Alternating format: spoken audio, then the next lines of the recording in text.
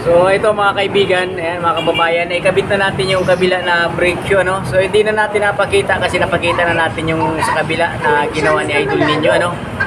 So ganoon lang magawa. Ito tayo nang nagkabit sa kabila, ano, sa kaliwa. Hindi na natin nga napakita kasi nga walang magbibideo sa atin. So tayo na tumira dito. Ngayon i-adjust na lang natin to, ayan, nakakabit na. Kita nyo, yung spring yan ni Mirage ay meron sa loob. Ayan, nakikita nyo, loob, ano, tsaka labas. Tapos yung adjuster natin, so ito yung pumipitik pag binibilang natin yung kung nakakailang adjust na tayo ng brakes, no, brake, handbrake natin. Ito yung adjuster ng handbrake.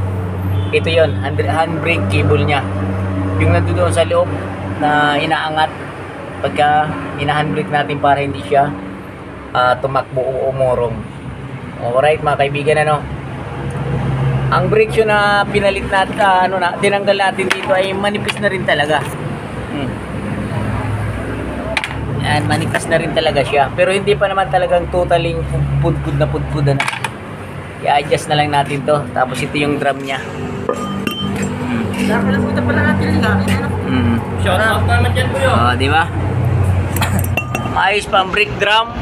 Maayos pa yung wheel cylinder. Wala pa leak. Yan. Ito yung mga pinapalitan sa mga brakes natin, ano, pag may mga tagas na. Si nga pala, si Mirage mga kaibigan, ang wheel bearing nito sa likod ay kasama sa drum. Ayan, oh. Pag ito yung sira na wheel bearing nito, habang tumutuling kayo, tumatakbo ay malakas yung ugong. Talagang maugong pag ito ang may problema, no? Para kang may aeroplano na kasunod sa likuran nyo. 40 pataas yung speed natin, maririnig nyo na itong wheel bearing. Huwag ka maniwala dyan. Ay.